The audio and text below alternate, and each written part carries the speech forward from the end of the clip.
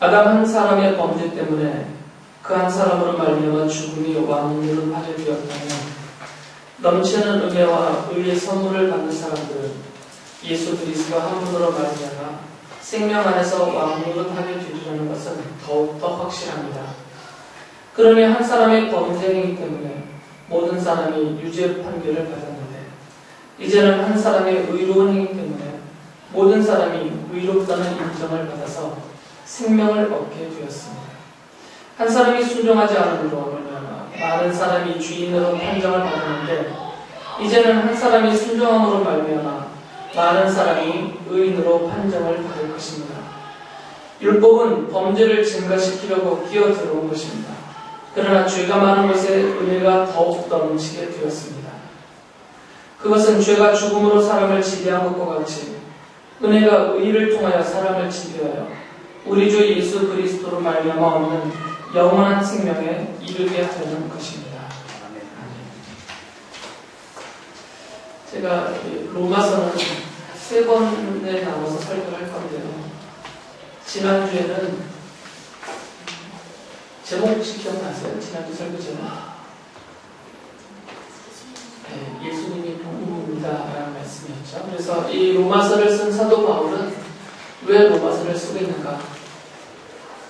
복음이라는 것은 단지 우리의 필요와 우리의 소유의 어떤 부분이 채워지는 것이 아니라 진정한 기쁜 소식은 더 이상의 절망이 없는 상태, 완전히 바닥인 상태, 가장 고통스럽고 가장 절망적이고 더 이상 소망도 없는, 그거보다 더한 어떤 바닥은 없는 그 지경에서 그 문제가 해결될 때 이것이 가장 큰 복음, 기쁜 소식이다라고 말씀을 드렸고요.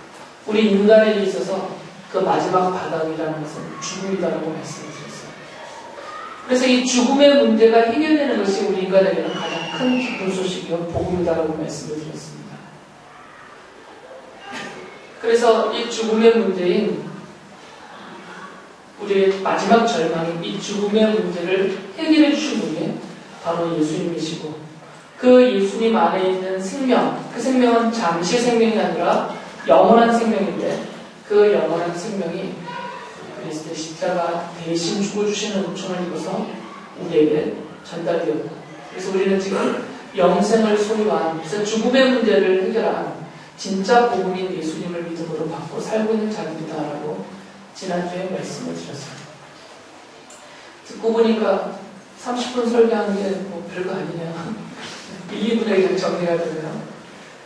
이 간단한 얘기를 그렇게 길게 하면 서로 힘들게. 근데 딱 이렇게만 말씀드리면 여러분이 또 긴가민가 하셔서 좀 더 설명해 드리는 거구나. 오늘은, 그러니까 다음 주에는 그러면 이 영생을 얻은, 복음을 받고 영생을 얻은 성도들은 그러면 그 존재가 뭐냐, 어떻게 살 것이냐, 그 성도의 삶의 문제에 대해서 말씀을 드릴 겁니다. 로마서가 말하고 있는 내용을 근거로 해서. 그리고 오늘은 앞서 말씀드린 그 영생, 예수님 안에 있는 영원한 생명을 우리가 얻었다고 그러는데 좀 더 구체적으로 우리가 어떻게 그 영생을 소유하게 되었는가? 도대체 나 같은 사람에게 하나님이 왜 이 영원한 생명을 주시는가? 이 부분에 대한 내용을 사도 바울이 쓴 로마서를 통해서 좀 더 살펴보려고 합니다. 재미있는 내용은 아니지만 내 인생에 있어서 이거보다 더 귀한 말씀은 없습니다. 여러분의 죽음과 삶에 대한 이야기이기 때문에 재미있는 얘기는 그냥 텔레비전으로만 만족해 하시고 텔레비전 보시면 재미있는 이야기들이 많이 나오니까 재미를 찾으시려면 그냥 텔레비전 보세요. 저에게 재미를 구하시는 것은 제게 너무 큰 부담입니다. 그런 재주가 없어서 요즘 한 가지 제가 제 아내를 재미있게 하는 거 하나는 있어요. 서로 앙대양하는 거. 서로 그걸 휘두르면서 웃습니다. 어색해서 잘 못하는데 이거 모르시는 분은 못 웃네요.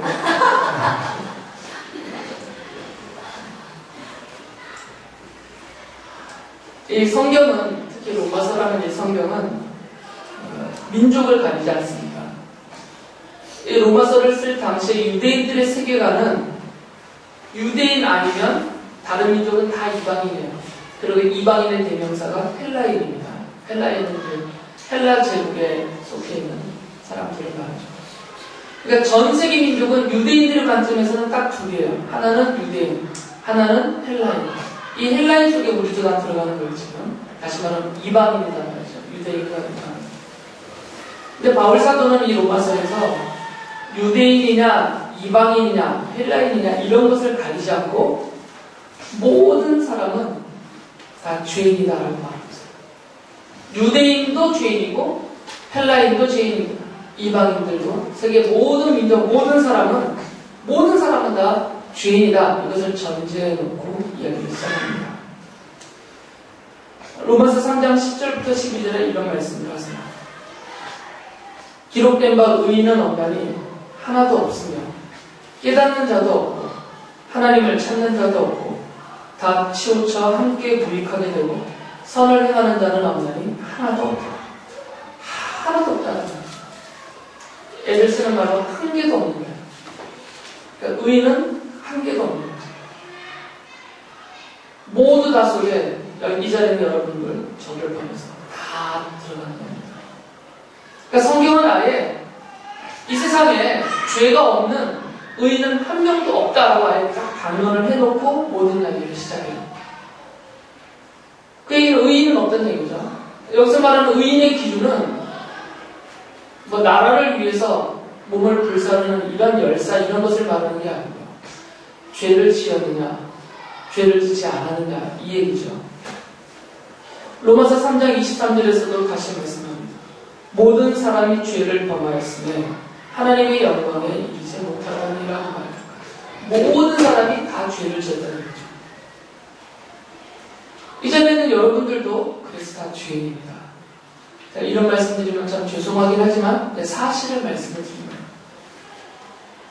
아무리 예쁘장한 우리 여학생들도 얘네들도 다 죄인이라는 거죠. 우리 눈은 겉모습밖에 못 보기 때문에 다 예뻐 보이잖아요. 근데 죄라는 것은 예쁘지가 않죠. 죄는 끔찍한 거거든요. 초한 것이고 악한 것이에요. 그러니까 죄인이라는 얘기는 죄에 쩔어있다, 죄에 덮여있다, 죄에 빠져있다 이거거든요. 그러면 이런 생각을 하시면 돼요. 만약에 주지연이가 똥통에 빠졌어요.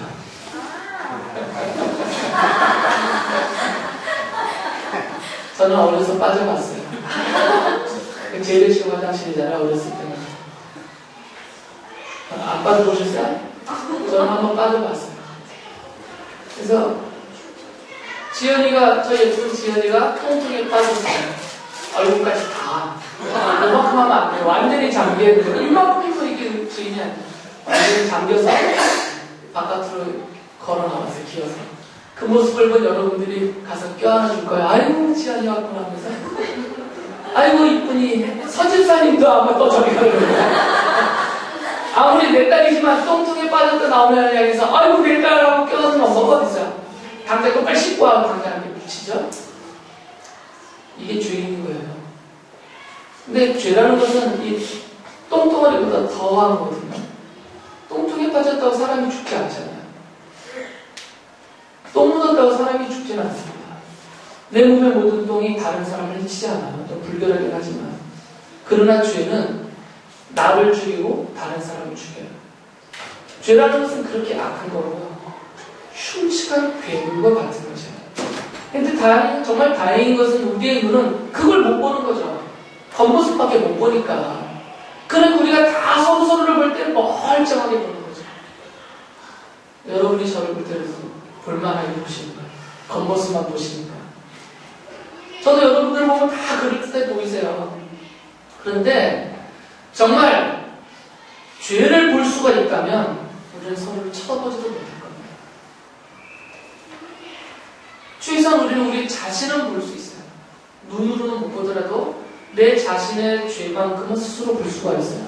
그래서 우리는 우리 자신을 멸시하잖아요.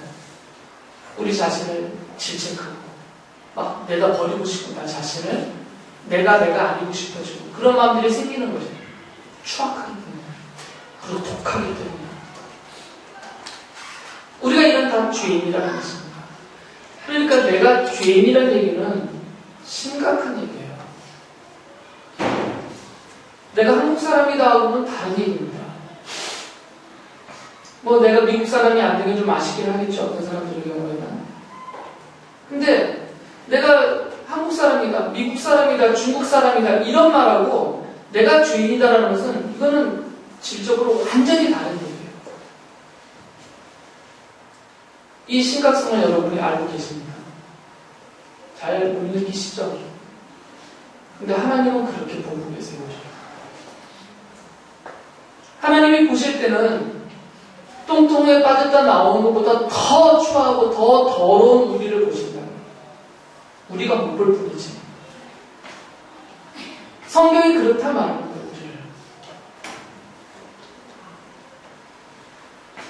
이 죄의 문제를 얘기하다 보면 질문들이 끊이질 않죠. 논리적으로 잘 대답하기가 어려운 질문들이 끝도 없습니다. 어떤 질문들이 당연히 생길 것 같아요?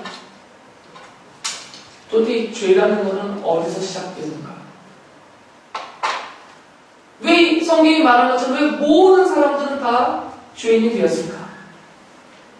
진짜 이 세상에 죄가 성경이 말하는 것처럼 죄를 단 한 가지도 짓지 않은 사람은 쉽게 말하면 의인이라고 칭할 수 있는 죄가 없는 의인. 그런 의인은 정말 한 명도 없는 걸까? 바울의 말대로라면, 이 성경의 말대로라면 모든 사람 속에는 우리 같은 성인도 포함되고 학생들도 포함되고 주일학교 아이들도 포함되고 심지어는 갓 태어난 영아들도 사람이니까 영아들도 포함이 되는데 더 나아가서 우리가 사람이라고 부를 때 태중의 아이가 몇 개월 될 때부터 사람이라고 부르는지는 정확히 모르겠어요. 우리가 이거다라고 쉽게 말할 수 없으니까. 근데 만약에 태중에 있는 아이도 사람이라는 인격체를 우리가 인정하게 된다면 태중에 있는 아이까지도 죄인이다 그 말이거든요. 모든 사람이니까 이 모든 사람에는 다 포함되는 거예요. 지금 이제 막 하고 태어난 아이까지도 포함이 되고 태중에 있는 사람이라고 만약에 인정을 한다면 그 아이까지 태아까지도 포함이 된다는 거예요. 도대체 어른들은 그렇다 치고 그 갓 태어난 영아들 심지어는 태중에 있는 아이들까지도 죄인이라고 부를 수밖에 없는 그 근거는 뭐냐 이거죠. 왜 성경은 그렇게 부르냐는 거죠. 도대체 아예 근본적으로 왜 이 죄라는 것이 하나님이 그 선하시고 아름다우신 하나님의 손길로 창조하신 이 세상 안에 왜 이 인류 사회 속에 이 죄라는 것이 존재하게 되었냐 이 문제들에 대해서는 쉽게 답을 내리기 어렵습니다. 이 죄라는 것이 외부에서 인류 사회 속에 들어온 것인지 아니면 우리 인간 내면에서부터 자생적으로 발생된 것인지 이런 질문들을 하다 보면 정신이 없어요. 그리고 성경에서 그 답을 찾아서 여러분이 다 논리적으로 합리적으로 상식적으로 이해하실 수 있도록 제 수준에서는 답을 드릴 수가 없습니다.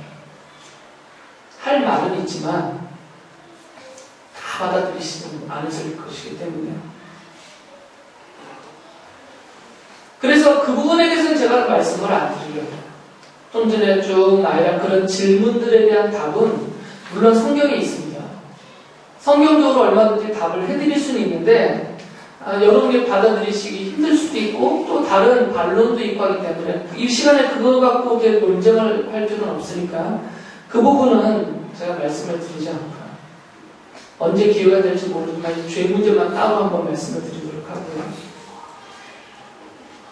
누구도 부정할 수 없는 모든 사람들이 성경에서 말하는 그 모든 사람들이 다 인정할 수 있는 것만 말씀을 드리려고 하는 거죠.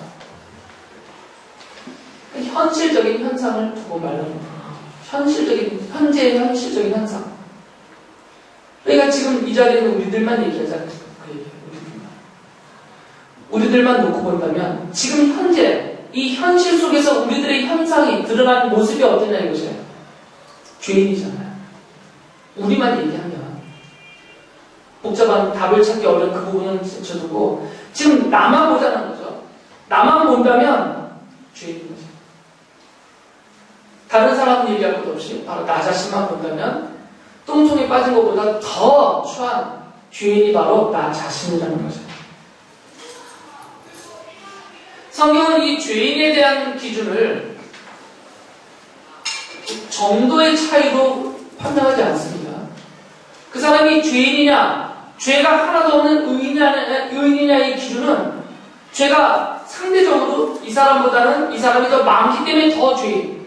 상대적으로 이 사람은 이 사람보다 죄가 덜하기 때문에 그래도 좀 의인. 성경은 그렇게 말하잖아요. 성경이 말하는 죄인과 의인의 기준은 명확합니다.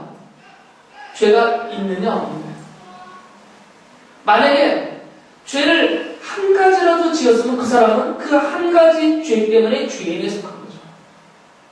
100가지 죄를 지은 사람이나 한 가지 죄를 지은 사람이나 똑같이 그의 본질은 죄인인 거죠. 형무소에 가 있는 사람들, 죄수들을 볼 때 그 형무소 안에는 다양한 죄인들이 와 있습니다. 사형수도 있고, 무기징역을 수도 있고, 10년, 20년 사시는 분들도 있고, 몇 달 살다 나오시는 분들도 있고. 그러나 그 형무소 안에는 그렇게 차이가 엄청난, 사형수와 짧은 단기 짧은 기간만 있는 그분들과 그 기간의 사이가 엄청나지만, 그 범죄의 수준이 엄청나지만, 그 형무소 안에 있는 이상 이들은 다 죄수예요. 성경은 그렇게 우리를 판단하는 거죠.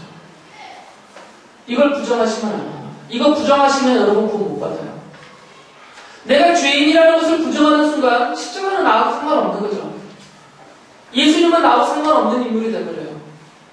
내가 죄인인 것을 깨달을 때, 그리고 그 죄에 대한 하나님의 최종적인 형벌이 죽음이고, 육체적인 죽음 이후에는 영원한 죽음인 지옥 사방이라는 것을 깨달을 때, 그럼 내가 어찌할까가 되는 거죠. 내가 어떻게 해야 이 지옥의 형벌에서, 이 죽음의 공포에서 내가 벗어날 수 있을까? 주님의 은혜밖에 없구나. 그러면서 십자가를 찾게 되는 것이죠. 그러니까 자신이 죄인이라는 것을 부정하는 사람은 절대 구원받지 못합니다. 그리고 자신이 주님의 은혜로 구원받았다라고 말하는 사람은 다 자기가 흉악한 죄인이라고 고백을 합니다. 가식으로 그렇게 말하는 것이 아니라 진심으로 내가 죄인이구나 하고 맨날 고백하며 깨달으며 그렇게 하나님한테 엎드리게 돼 있어요.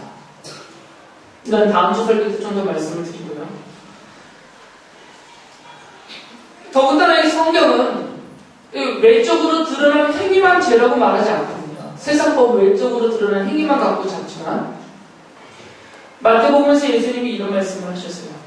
5장 28절 보면, 나는 너희에게 이르노니 음욕을 품고 여자를 보는 자마다 마음에 이미 가늠하였느니라. 외적인 행위뿐만 아니라 이 마음의 생각과 동기와 감정, 의지 이런 것조차도 그것 가지고 죄가 큰 거예요. 그러니까 외적이나 내면적이나 합쳐보면 죄인이 아닐 수가 없는 거죠, 모든 인간은. 더군다나 이것은 개선의 여지가 없습니다. 개선되지가 않아요. 창세기 6장 5절에서 하나님이 온 인류를 보시며 이런 말씀을 하셨어요.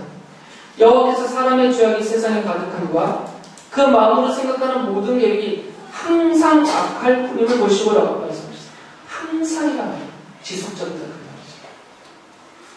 우리 인간은 지속적으로 죄를 짓습니다. 개선되지가 않습니다. 아무리 몇몇 수도를 해도, 아무리 돌을 닦아도, 아무리 신앙생활을 죽을 때까지 애쓴다 하더라도 이 죄인의 옷을 벗을 수가 없습니다. 신앙심이 깊어질수록 자신의 죄악이 더 드러남을 깨닫게 됩니다. 하나님께 가까이 가면 가까이 갈수록 자신의 죄악이 더 커진다는 것을 깨닫게 돼 있어요.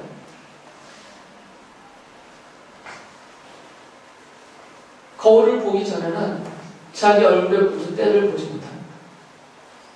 밝은 빛 앞에 나오기 전에는 어둠 속에 있을 때는 내가 얼마나 옷이 더러운지를 깨닫지 못하는데 밝은 빛에 나오는 것이 다 드러나서 보여지는 것이죠. 깨끗한 거울에 가까이 가면 내 몸에 취한 것이 다 드러나 보인단 말이에요.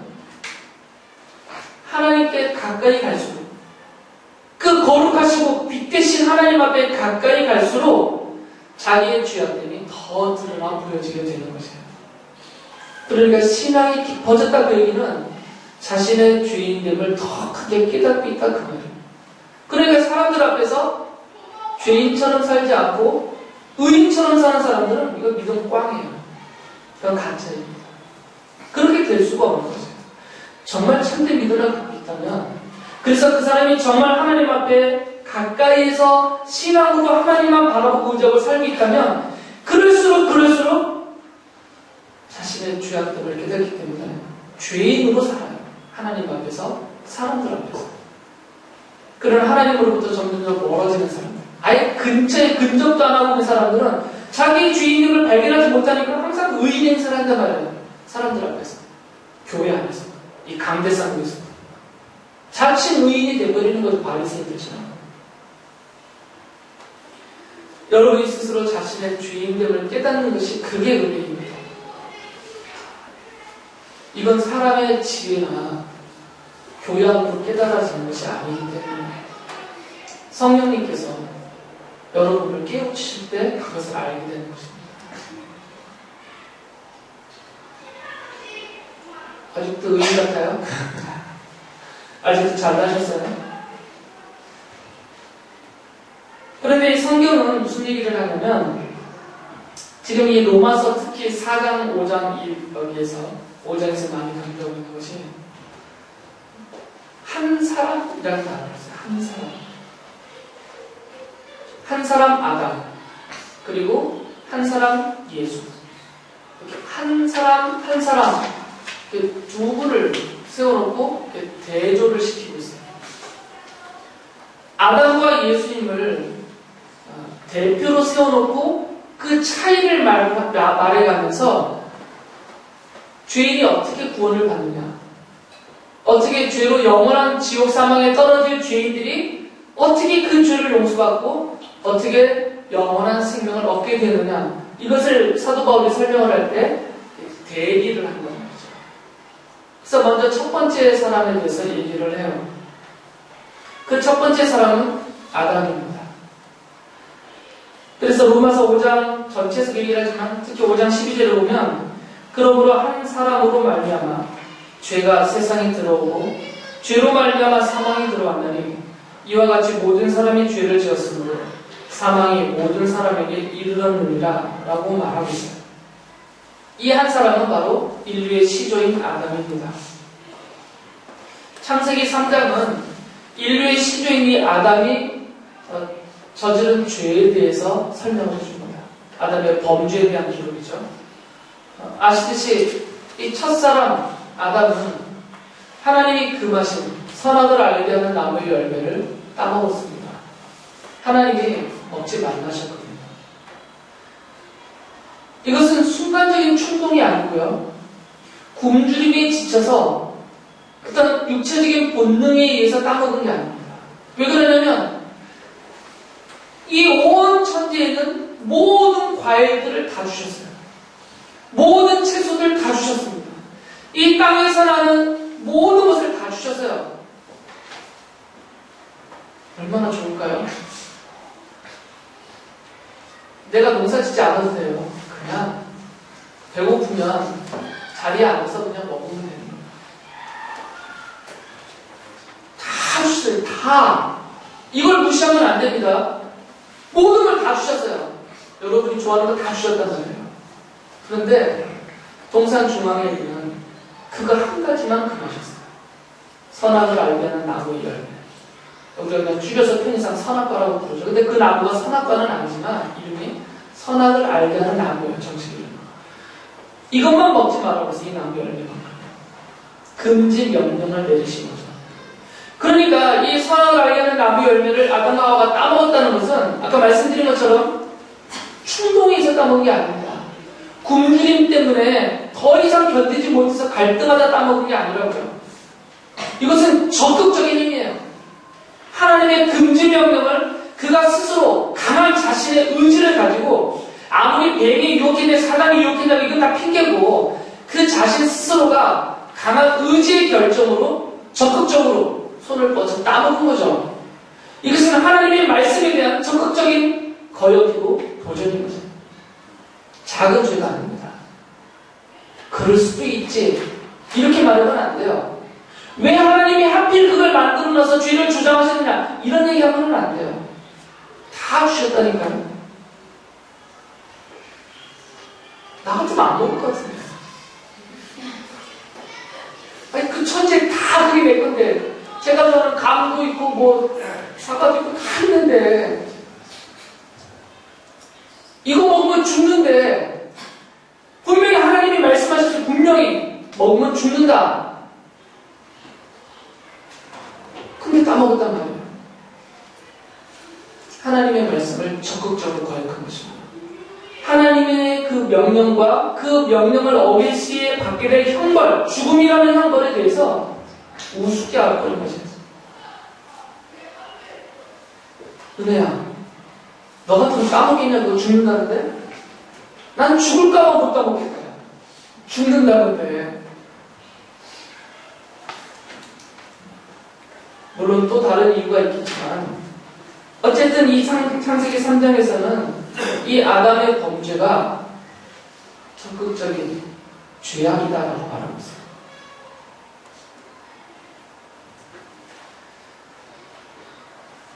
이 아담은 사도 바울의 로마서에 의하면 인류의 대표다라고 말하고 있습니다. 아담은 인류의 대표성을 가지고 있습니다. 이것은 아담 스스로 얻은 대표성이 아니고 하나님이 부여하신 대표성이에요. 두 가지 면에서 대표인데 하나는 아담이 인류의 시조이니까 아담에게서 다 나왔으니까 아담이 거슬러 올라가면 모든 인류의 대표성을 갖고 있는 거죠. 김혜김 씨는 누구 자손이에요? 김혜김 씨 안 계세요? 저백경이네?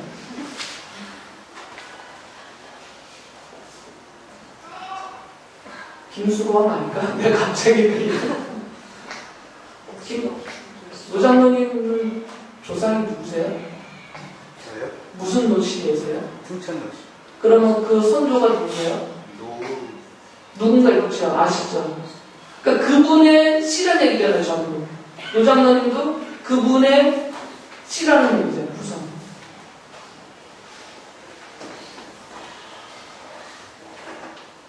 김수광 아닐까? 헷갈리네요. 김수로예요. 맞아요? 김창원이 아니고 김수로. 김수로. 연예인 이름 같다, 김수로. 그렇다 치고, 제가 김가면 갑자기 김가민가 하거든요. 그 김수로라는 사람이 난 후손들은 다 김혜김 씨라고 불려주고 있잖아요. 그러니까 김혜김 씨의 대표가 김수로인 거죠. 이런 의미라는 거죠. 그래서 아담은 아담에게로부터 모든 인류가 나왔기 때문에 그 자손의 자손을 통해서 아담이 인류의 시조로서 대표성을 갖고 있어요. 또 한 가지는 아담은 죄인의 대표입니다. 이런 말은 아닙니다. 아담이 죄를 지었기 때문에 그의 후손으로 출생한 모든 죄인들도 죄를 지었다. 이 말은 아니에요. 죄는 각자가 짓는 겁니다. 여러분 아담 핑계 대시면 안 돼요. 죄는 여러분이 지신 거예요. 나는 죄 짓기 싫은데 아담이 나를 강제로 죄 짓게 한 게 아니에요. 내가 지은 죄로 인해서 내가 죄인이 된 것이에요. 그러니까 이 아담은 누구냐? 인류의 시조로서 인류의 대표성을 갖고 있지만 동시에 아담 그 개인도 죄인으로서 모든 죄인들의 대표성을 갖고 있단 말이에요. 그러니까 모든 죄인들의 대표적인 죄인으로 하나님이 아담을 세우신 거죠. 그러니까 아담에게는 이 두 가지 양면의 대표성이 있는 거죠. 인류의 시조로서 대표성, 그리고 모든 죄인들의 대표로서 죄인. 이런 의미에서 아담은 죄인의 대표인 것입니다. 그래서 여기서 한 사람 아담으로 말미암아 이런 끝이라는 일이 벌어졌다는 얘기는 뭐냐면 아담이 대표로 하나님 앞에서 가졌던 태도와 그의 죄악과 그의 삶이 지금 현재 이 모든 죄악과 그로 인한 비참함과 그로 인한 형벌과 죽음의 그 고통의 모든 것들을 대표적으로 보여주고 있다는 거예요.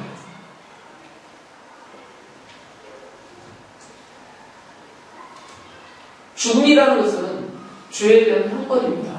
이것은 하나님이 처음부터 정하신 것이에요. 이 선악을 알게 하는 나무 열매를 따먹으면 죽는다 그러셨어요. 하나님의 말씀을 거역한 죄에 대한 형벌을 하나님이 미리 금지 명령에게 동시에 주셨어요. 금지 명령과 함께 이 명령을 어길 시에 받을 형벌로 이미 하나님이 죽음이라는 것을 주셨어요.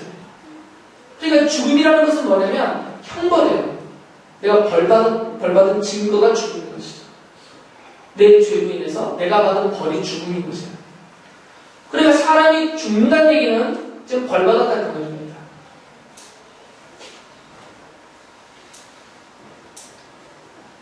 그래서 고린도전서 15장 22절에 이런 말을 해요. 아담 안에서 모든 사람이 죽었다. 아담의 범죄처럼 아담이 그 죄 때문에 죽었다면 아담은 모든 죄인들의 대표이니까 똑같은 죄인인 우리도 죽는다 그 말이에요. 죽음은 죄에 대한 형벌입니다. 여러분은 안 죽습니까? 남자 성도는 안 죽을 자신 있어요. 결국은 다 죽습니다. 인류 역사 이래 모든 인간 존재는 다 죽었어요. 왜 죽었습니까? 벌받고 죽은 거예요. 자기가 지은 죄에 대한 형벌로 죽는 거라고. 죽음은 형벌이니까. 아담이 범죄했고 아담의 범죄에 대한 하나님이 형벌이 내려졌고 그래서 아담이 죽었어요. 똑같은 겁니다. 우리 대표니까. 나도 범죄했고 내 범죄에 대해서 하나님이 형벌을 하시고 그 형벌 때문에 나는 죽는 것이에요. 그래서 여러분은 죽습니다. 언제인지는 각자 다르겠지만 결국은 다 죽습니다.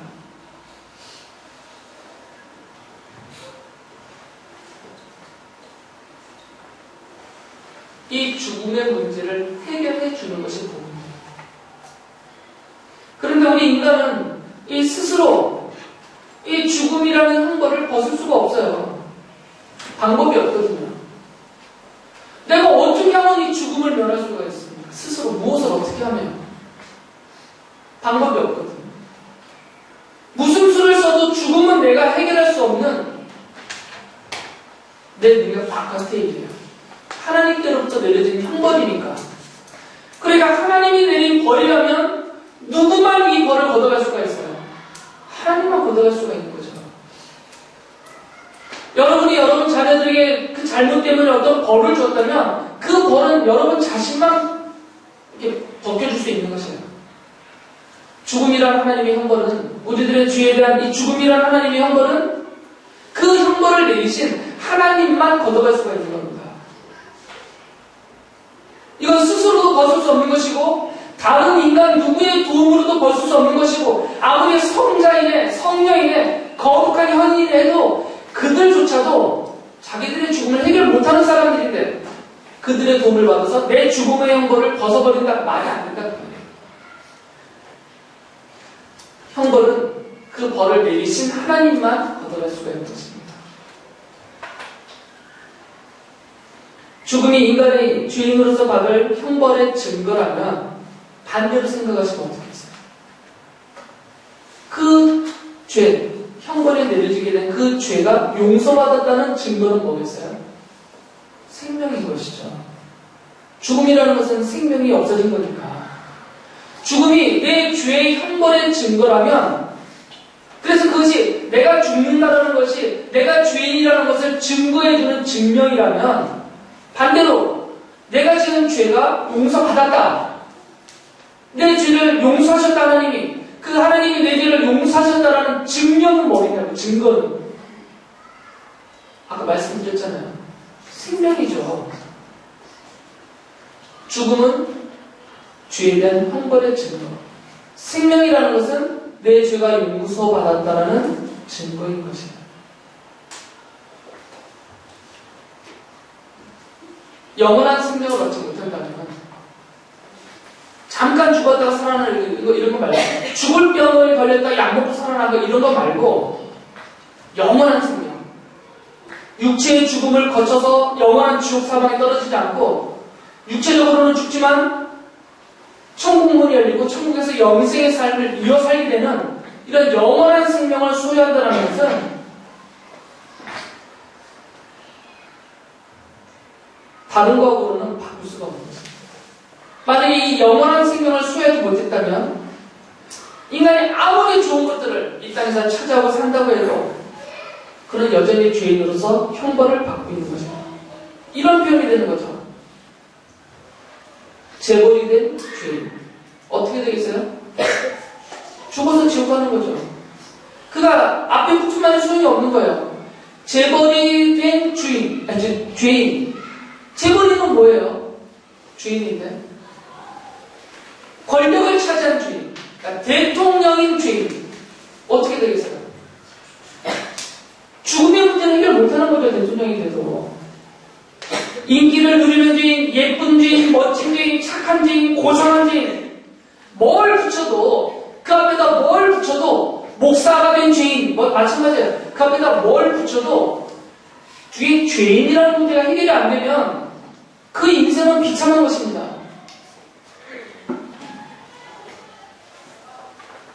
불나방 같은 인생인 거죠. 불 속에 뛰어들어 다 버리는 거죠. 그래서 예수님이 이런 말씀을 하셨잖아요. 마가복음 8장 36절 보면 사람이 만일 온 천하를 얻고도 자기 목숨을 잃으면 무엇이 유익하리요? 라고 말씀하셨어요. 천하를 얻으면 뭐하냐 그 얘기예요. 죽어버리는 것입니다. 그래서 구원이라는 것은 생명을 얻는 것입니다. 영원한 생명을 얻는 것. 이것이 구원이에요. 하나님이 말씀하신 구원은 바로 생명의 구원입니다. 예수님이 요한복음 5장 24절에서 이런 말씀하셨어요. 내가 진실로 진실로 너희에게 이르노니 내 말을 듣고 또 나 보내신 이를 믿는 자는 영생을 얻었고 심판에 이르지 않나니 사망에서 생명으로 옮겼느니라 라고 말합니다. 이 생명의 구원을 우리로 하여금 얻게 해주신 분이 바로 예수님이십니다. 로마서 5장 14절에서는 아담은 장차 오실 그리스도의 모형이다라고 말하고 있어요. 아담은 모형이라는 얘기예요. 모형이라는 것은 뒤에 올 무엇인가를 먼저 보여주고 설명해 주는 것이 모형이죠. 그러니까 아담은 그 자체로서는 존재의 가치나 의미가 있는 것이 아니라 아담이 왜 존재했는가? 아담 뒤에 올 누군가를 미리 보여주고 설명해주기 위해서 존재했다는 그 말이에요. 모형이니까. 그런데 이 아담은 예수님의 모형이다 라고 말하고 있습니다. 그러니까 이 아담은 내 뒤에 오실 그 예수님이 어떤 분이시고 그분이 왜 오셨고 그분은 무슨 일을 하시고 그분이 내게 어떤 의미가 있는지를 보여주기 위한 그런 모형이다라는 말씀이에요. 그래서 로마서 5장에서 이렇게 말하죠. 아담 한 사람으로 말미암아 죄가 세상에 들어왔고 또 한 사람의 범죄로 모든 사람이 죄를 짓게 되었고 한 사람의 범죄로 모든 사람이 하나님의 심판을 받게 되었고 한 사람의 범죄로 모든 사람이 죽게 되었고 한 사람의 불순종으로 모든 사람이 죄인이 되었다라고 말합니다. 그러면서 동시에 이제 예수님을 고린도전서 15장 45절에서는 예수님을 마지막 아담이라고 부르는데 마지막 아담이라고 불리우는 그 예수님은 반대로 그 예수님 때문에 사람들이 살아났다라고 말하고 있어요. 왜 예수님을 마지막 아담이라고 부르냐면 우리 인간의 시작은 아담에게서부터 시작이 됩니다. 그 다음부터는 다 아담인 거예요. 다. 이름만 다르지. 본질도 그의 삶도 똑같은 거예요. 첫사람 아담 이후에는 다 아담이에요. 원래 아담이라는 히브리어가 그냥 사람이라는 뜻이에요. 근데 그냥 그 고유명사가 된 거죠. 그러니까 다 사람이에요. 다. 언제까지 계속 아담이냐면 마지막 아담이 올 때까지는 다 아담인 거예요. 아담은 뭡니까? 주인이잖아요. 그리고 그 아담은 죽음의 형벌을 당하고 있는 사람. 그러니까 마지막 아담으로 오신 예수님 때까지는, 예수님 오시기 전까지는 모든 사람은 다 아담이다 그 말이에요. 예수님을 마지막 아담이라고 부르는 겁니다. 그리고 예수님이 오심으로부터 이제는 더 이상 아담이 아니다 그 말이에요. 그 다음부터는 새로운 피조물이다라고 성경이 말합니다. 예수님이 그 일을 하신 것이죠.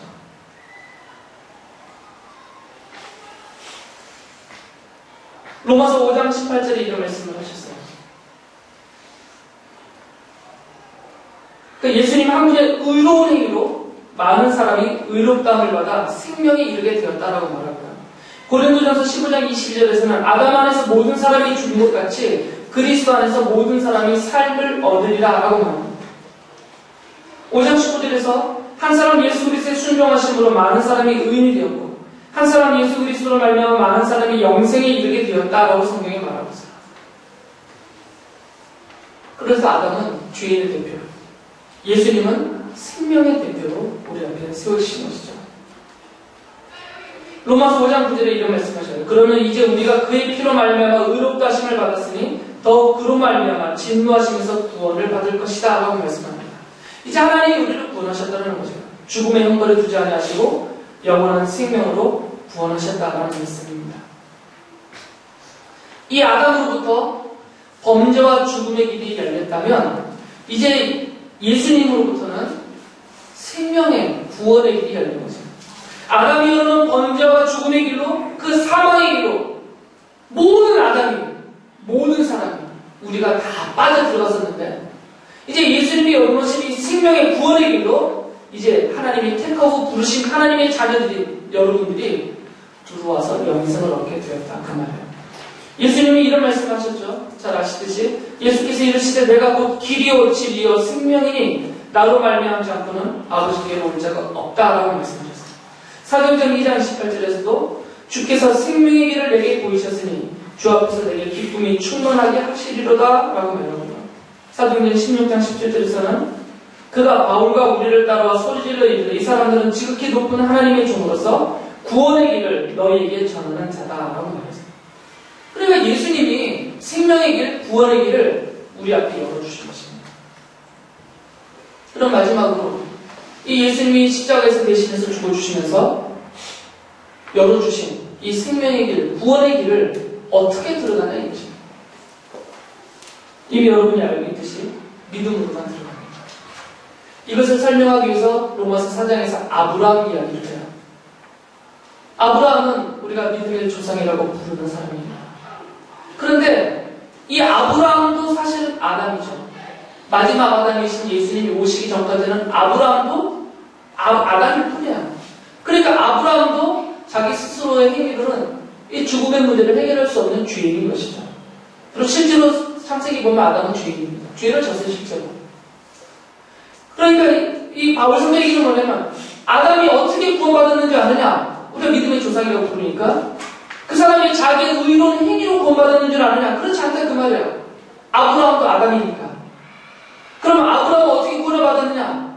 그는 믿음으로 의롭다 여기심을 받았다라고 말하는 거죠.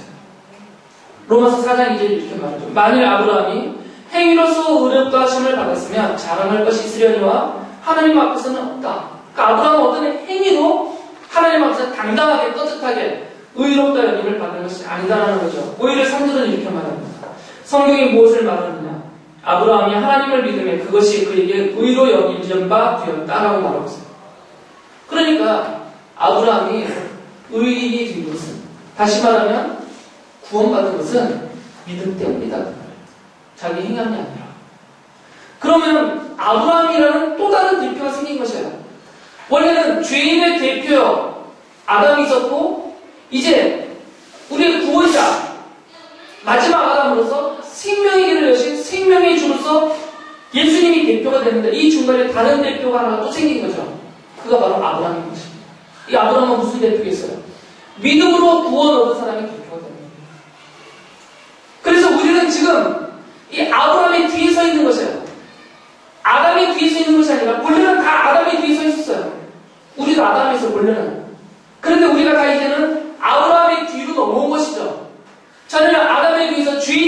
계속 사망의 길로 가던 우리들이었는데 이제 우리가 아브라함의 뒤로 와서 이제는 믿음으로 생명과 구원을 얻는다는 게 되었던 것이죠. 그래서 아브라함이라는 새로운 대표가 하나님께서 우리 앞에 세워진 거죠.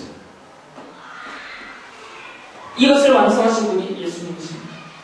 예수님이 십자가에 죽으시면서 모든 죄인들에게 쏟아지는 하나님의 진노의 심판 형벌, 바로 죽음을 대신 당하신 거죠. 죽음은 죄인이 받을 형벌의 증거라고 했어요. 죄가 없으신 하나님이신 하나님의 아들 예수 그리스도가 십자가에서 바로 그 죽음의 형벌, 모든 죄인들을 향한 하나님 내리신 그 형벌로서의 죽음을 대신 받으신 것이고요. 죄인인 우리들에게 쏟아질 그 죽음이라는 형벌을 면해버리신 것이에요. 하나님 앞에서 우리가 죄인으로는 보이지만 그러나 우리들을 향해서 죽음의 형벌을 내리지 않는 것이죠. 십자가에서 이미 끝났습니다. 이 믿음이 구원을 믿습니다. 아브라함이 보여준 믿음은 바로 이 믿음이고요. 그래서 디도서 3장 5절에 이런 말씀을 하세요. 우리를 구원하시되 우리가 행한 바 의로운 행위로 말미암지 아니하고 오직 그의 긍휼하심을 따라 중생의 씻음과 성령의 새롭게 하심으로 하셨다라고 말하고요. 에베소서 2장 8절에서도 너희는 그 은혜에 의하여 믿음으로 말미암아 구원을 받았으니 이것은 너희에게서 난 것이 아니요 하나님의 선물이다라고 말합니다. 이 대표성의 원리를 잘 이해하시면 됩니다. 아담은 주인의 대표자였고 아브라함은 믿음의 대표자가 됐습니다. 이 모든 일을 이루신 분은 예수 그리스도시고 그래서 바울 사도가 로마서 1장 17절에 이렇게 말한 것입니다. 복음에는 하나님의 의가 나타나서 믿음으로 믿음에 이르게 하나니 기록된 바 오직 의인은 믿음으로 말미암아 살리라고 같으니라. 우리가 사는 것은 믿음 때문이다 그 말입니다. 믿음 외에는 다른 것이 없습니다. 그래서 우리는 오직 지금 믿음으로 사는 자들인 것입니다.